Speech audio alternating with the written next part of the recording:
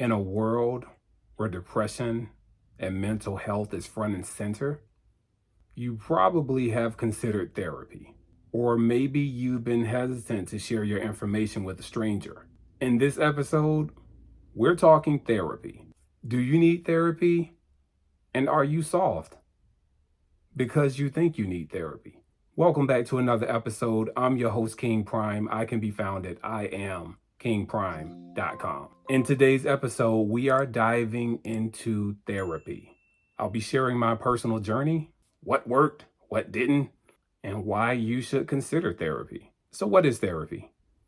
It's a bit more than sitting in your chair and spilling your guts. My short definition of therapy is it is a support space for individuals to navigate life's challenges, improve mental well-being, and enhance overall quality of life. It's an investment in yourself. And you may be wondering, why did I seek therapy? Why did I seek therapy at some point in my life? My first time in therapy, I was trying to keep my marriage together. My second time in therapy, I was trying to keep my marriage together. My third time in therapy, I was trying to keep my marriage together. There's more to this story than that. So in that area, right, I am a resilient person. I'm a fighter. I do not like quitting. I do not like giving up. I will turn over every rock for a solution to make something better. For that particular case, I found out that the problem was bigger than what I was equipped to handle. Now, a moment of transparency, that marriage did not work out, but I feel so great because I freaking tried. I laid it all out there, gave it my all, and things are gonna be what they're gonna be. And now the benefits, why you should consider therapy. There's mental health support. There's so many ways to address anxiety, stress, depression, and trauma. You can improve your relationships. These relationships through family, friends, professional network, and romantic partners. These are the people that we spend the most time with and around. You can learn coping strategies because life is always changing. The only constant with life is change. And when that change comes, not if, but when, you want to know how to deal with it accordingly and effectively. Through therapy, you can also normalize your experiences. An example of that is you think that something is so strange and weird and unfair that it happened to you. And another person's perspective, a professional's perspective, can show you that this is normal protocol, normal behavior, even though it sucks. They can show you that this happens and this is how you deal with it. It is a support system through crisis, any crisis that happen. And ultimately, this is all promoting a greater life satisfaction. It also reveals that the problem is bigger than you. When you're in it, you feel like this is my problem. This is just me. I'm misunderstood. But wait, take a step back. Take a step way, way back. And then you look at things like your childhood. You look at your parental guidance or lack thereof. You look at your romantic relationships. You look at traumatic events. These things all have patterns that you can't stitch together yourself. All of those experiences shape you. It shapes you, it shapes your experiences, it shapes your belief system. And all of those things, those are just yours. You are only 50% of the equation. Now, whomever else is on the other side, that's a whole nother 50% with all those other dynamics. This is why you need help. So what you want to do is find the right therapist. Here's my experience. In my time of dealing with therapists, I've had the listener, the silent type. You talk, they listen, they nod, you pay, you leave. I've had the yes man and the yes woman who will agree with everything that you're saying.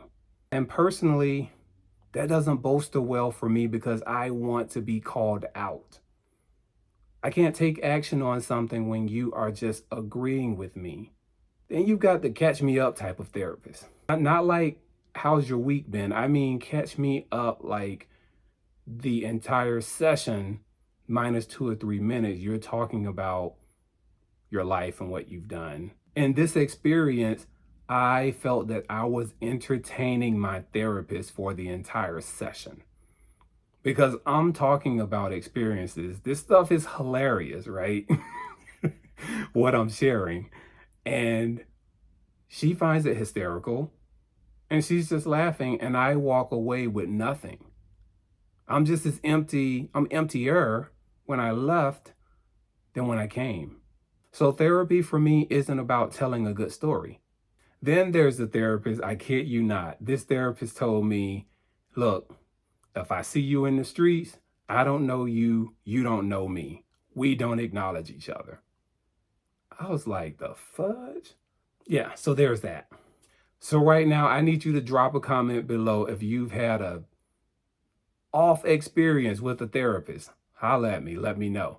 But I've also had some good therapists. I've had some therapists that have really been able to help me to practice things that help me to reset, help me to look at things from another person's perspective. And I like the fact that I was resilient enough to hang in there and to fire therapists and to keep the journey going to find the right person.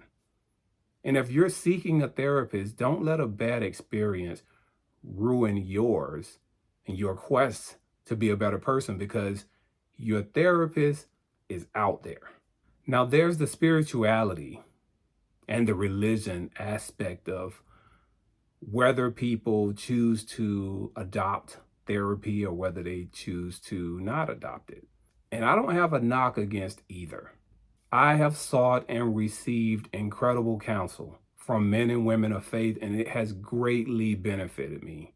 And in my opinion, some pastors, elders, priests, they are essentially a form of mild therapists, for lack of better words. They care deeply and consult, advise, counsel many people and encourage them. They just don't have the paperwork and the clinical practice to back it up, but it is a benefit. What I want to point out is that there are some areas that simply require professional help. Yes, pray about it. Yes, seek wisdom from on high about it. But you also have to use judgment. You have to know and keep in mind that there is a degree of separation, that there are some things that you just need to seek professional help about. Here's some other considerations. Be careful who you allow to access your internal files. Not everyone deserves access to this area of your life. When too many people have access to your life and you share with too many people, you're essentially becoming a victim, because now you're borderline complaining and you're also arming people with information to share news about you. And people love to share news about you. So you've got to find a trusted place.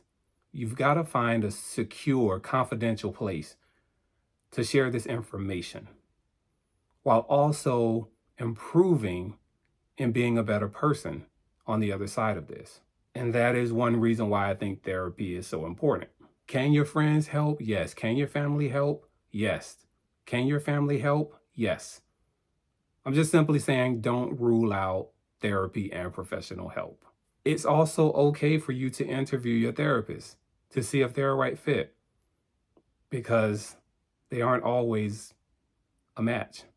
Now, if you don't have medical care or a medical plan, here are some tools that you can use. I like to use the Calm app. It is $69 a year. It has various meditation options on it. And there are times where I personally need a reset. You don't have to admit yours, but if you do need a reset at some point, that is a wonderful resource, a wonderful go-to tool. There's also BetterHelp, betterhelp.com. It is a therapist website. Sessions are $99 per session, highly rated, and I recommend that you give it a try. I am not endorsed, I am not affiliated, but I know it's a tool and a resource and I know it works. Listen, life gets rough sometimes. And sometimes your biggest goal is to make it through the next 60 seconds, and then the next 60 seconds, and maybe the next hour, or maybe the next day. The same energy that it takes to complain is the same amount of energy that it takes to create a solution. You do not have to wait until tragedy strikes to take action. There's this acronym that I learned years ago called PMCS. It stands for Preventive Maintenance Check System.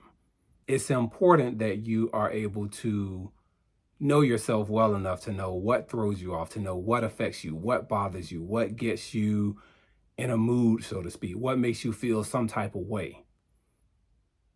And when you know your checks and balances, you can regulate that. And regulating that could very well be through therapy. I've had my fair share of doubts about therapy. I've struggled with where do I go? I've struggled with who can I talk to? And I want to tell you that therapy has been huge for the challenges that have been thrown my way, thrusted up on me at particular times. So I want you to consider it. Thank you for tuning into this podcast. I greatly, greatly, greatly appreciate you. Wherever you're listening to this, please provide a 5-star review. If you know someone that could utilize this, do them a favor and share this with them. Follow me on YouTube at King Prime.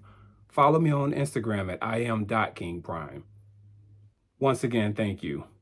And until the next video, look your best, do your best, and be your best.